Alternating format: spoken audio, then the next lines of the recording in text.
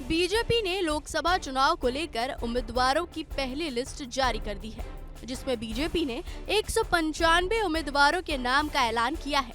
वहीं एक सीट पर नाम का ऐलान होने के बाद बीजेपी प्रत्याशी चुनाव लड़ने से मना कर रहे हैं, जिसको लेकर अब कांग्रेस बीजेपी पर हमलावर है। दरअसल शनिवार को बीजेपी ने जो लिस्ट जारी की, उसमें ममता दीदी के गढ़ यानी कि बंगाल के आसनसोल सीट से भोजपुरी सुपरस्टार पवन सिंह को मैदान में उतारा, लेकिन रविवार को पवन सिंह ने चुनाव लड़ने से इनकार कर दिया। उन्होंने सोशल मीडिया में एक पोस्ट किया और चुनाव नहीं लड़ने की बात कही, जिस पर अब कांग्रेस नेता प्रमोद तिवारी ने बीजेपी को घेरा है। कांग्रेस नेता प्रमोद तिवारी ने बताया कि देश के इतिहास में ऐसा पहली बार हुआ है। उन्होंने कहा कि आज लोगों को पता है देश के क्या हालात है।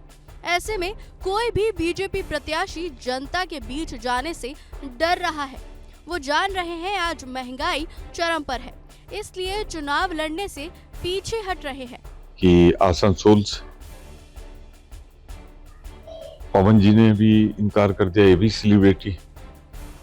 तो मुझे याद नहीं पड़ता कभी देश के इतिहास में 3 घोषित उम्मीदवार चुनाव लड़ने से इनकार। उनके पास बेटर फीडबैक होता है, बेहतर फीडबैक होता है। उन्होंने जमीनी हकीकत देख ली कि भाजपा के टिकट पे चुनाव लड़ना अब सुरक्षित नहीं है। महंगाई, बेरोजगारी, एंटी इनकम्बेंसी, विज्ञापन में, समाचार में तो दिख रही है भाजपा। जनता के बीच में जाओ तो महंगाई, बेरोजगारी, वादा खिलाफी, छूट, 15 लाख, 2 करोड़, इन सब की वजह से जनता में रोष है। तो जानते हैं हासिल क्या होने वाला है। इसके साथ ही प्रमोद तिवारी ने पवन सिंह के चुनाव नहीं लड़ने का कारण भी बताया। कहा कि पवन सिंह को पता है हार का सामना करना पड़ेगा, साथ ही उन्हें अपनी प्रतिष्ठा बचानी है और उन्हें जनता के आक्रोश के बारे में भी पता चल गया है। ऐसे में कौन चुनाव लड़ना चाहेगा? तो आपका कहना है कि हार की आशंका के मद्देनजर पवन सिंह ने चुनाव लड़ने से मना किया है?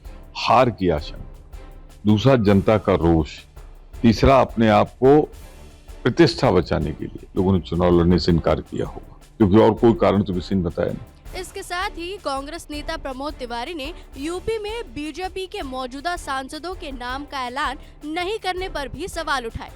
बोले, बीजेपी को मौजूदा सांसदों के जीतने की कम आशंका दिखाई दे रही है, इसलिए उनके नाम घोषित नहीं किए, नहीं तो पहली लिस्ट में उनके नाम होते।